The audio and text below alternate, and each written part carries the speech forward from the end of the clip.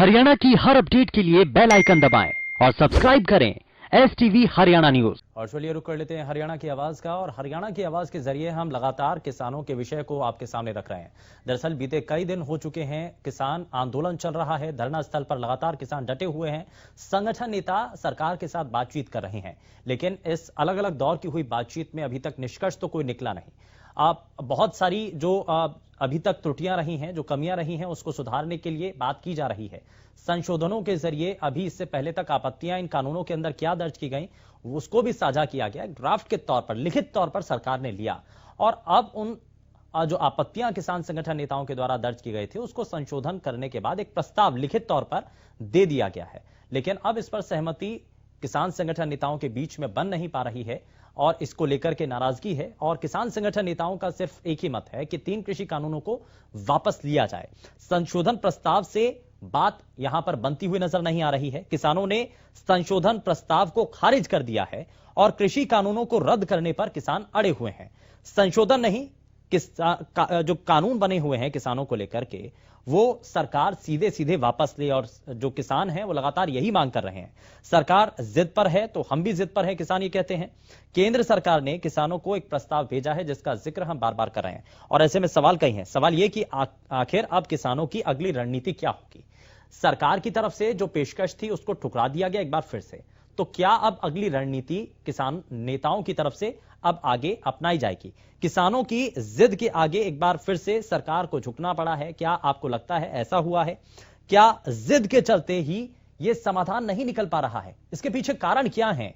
क्या किसानों की मांगों पर एक बार फिर से विचार होगा? सरकार इस पर एक बार फिर से विचार करेगी? और सवाल यह भी है कि आखिर यह आंदोलन कब तक यूं ही चलता रहेगा? जो किसान हैं, जो सड़कों पर डटे हुए हैं लगातार, अब इस सर्द मौसम में भी वो रात में वहां पर डटे हुए हैं, तो इसके पीछे परेशानी तो है ना। रास्ता पूरी तरीके से बंद हो चुका है, आवाजाही रोक दी गई है, ये जो पूरा रूट है वो पूरी तरीके से बंद हो रखा है, व्यापारिक जो संस्थान हैं वो बंद हैं, कई फैक्ट्रियां कंपनियां बंद हो रखी हैं। तो इसका असर जो है आर्थिक रूप से भी नजर आ रहा है, आर्थिक रूप से नुकसान भी इस पर झेलना पड़ रहा है। लेकिन क्या आपको लगता है कि किसानों की आने वाले समय की अब रणनीति क्या होगी? एक तरफ सरकार का जो प्रस्ताव है वो ठुकरा दिया गया किसान नेताओं की तरफ से, तो अब आगे इसकी जानकारी क्या प्रेस कॉन्फ्रेंस के जरिए भी दी जाएगी? जींद से हमारे साथ कॉलर महासिंह कार्यक्रम में जुड़ चुके हैं। महासिंह, बहुत स्वागत है आपका कार्यक्रम में, बताइए क्या कहना चाहते हैं आप? हम ये तीनों कानून रद्द हो गए, जब फायदा किसानों को, हमारी राय ये है सर जी।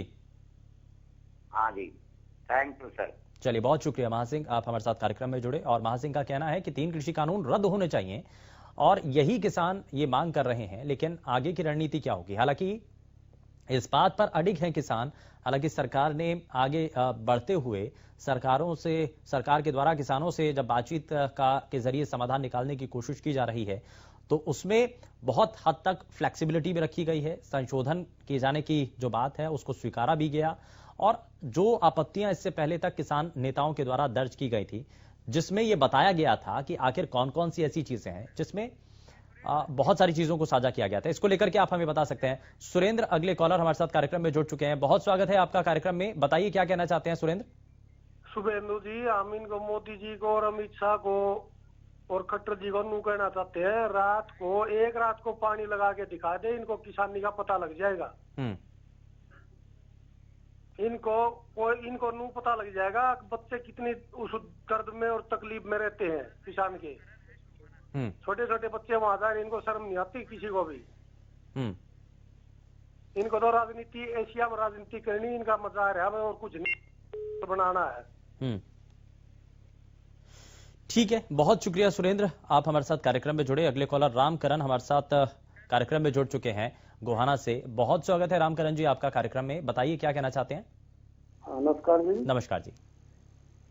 ये सरकार बेवकूफ बना रही है, ये वापस क्यों नहीं ले लेते? कल इनका एक चैनल पर डिबेट कर रहा था ना जी, वो कह रहा था कि 1400 रुपए लागत में बाहर से गेहूं आता, फिर यहाँ की खेती बंद करवा कर बाहर से ही मंगवा लें। तो ये कोई अच्छी बात थोड़ा इनकी बात करनी। ये इनकी तो वो जो है ना, जो अंदर की वो भावना वो गलत है। ये किसान को बर्बाद करने को तुले हुए। पहले तो वोट ले गए, सरकार बना ली, अब ये किसान को कुछ समझ नहीं रहे।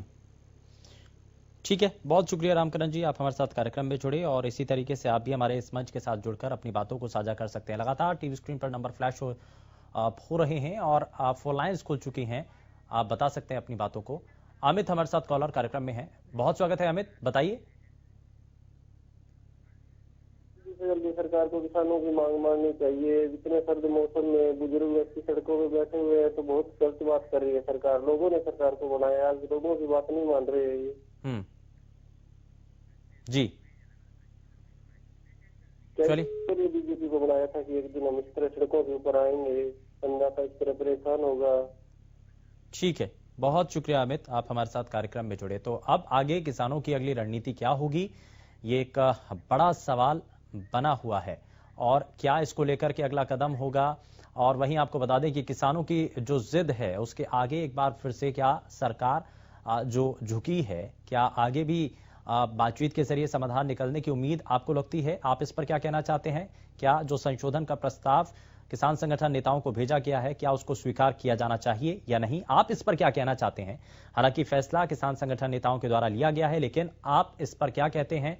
क्या अब बातचीत के सिलसिले को आगे बढ़ाना चाहिए? क्या जो सरकार की तरफ से पेशकश दी गई है, क्या उस पर मोहर लगा करके इस आंदोलन को अब फिलहाल स्थगित कर देना चाहिए और बातचीत को आगे बढ़ाना चाहिए? क्योंकि अलग अलग दौर के इससे पहले भी बैठकें हो चुकी हैं, किसान हित के लिए अलग अलग जो बातें हैं वो यहां पर रखी जरूर गई हैं, लेकिन उस पर कैसे कदम उठाए जाएंगे, इस पर ये बहुत सारी चीजें हैं।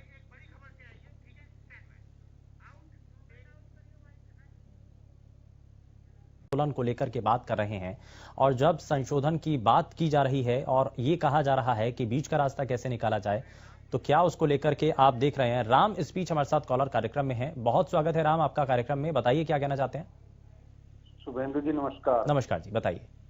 सर जी, पहले तो मैं आपको बताना चाहता हूँ, मैंने आपके चैनल के माध्यम से जितने विचार रखे हैं, जितने भविष्यवाणी हो रही है, अब बताना चाहता हूँ आपको, और आपके चैनल के माध्यम से मोदी जी से पूछना चाहता हूँ। कुछ समय पहले शाहीन बाग के ऊपर मतलब आरोप लगाए जा रहे थे, जब तो वो मुसलमान थे, अब ये जो बैठे हुए हैं हमारे किसान भाई, क्या ये आतंकी, उनको खालिस्तान बताया जा रहा है, ये हिंदू नहीं है क्या? अब अपने भाइयों के तुम खालिस्तान, हिंदुस्तान, वो आतंकी बताओगे तो ऐसे कैसे देश चलेगा? अब मैं बताना चाहता हूँ, इतनी कड़ाके की ठंड में ये आत्माएं तड़प रही हैं। मोदी जी के लिए बनारस या आगरा पहले है या ये अपना किसान भाई हमारे अन्नदाता पहले है? इसलिए मैं आम जनता से अपील करना चाहूंगा, इस और ध्यान दें। ये कौरव पांडव की भूमिका तैयार कर दी गई है और आने वाले हालात बहुत खराब होंगे, बहुत भयानक। इस चीज के लिए सोचा जाए, अन्नदाता ही सब कुछ है।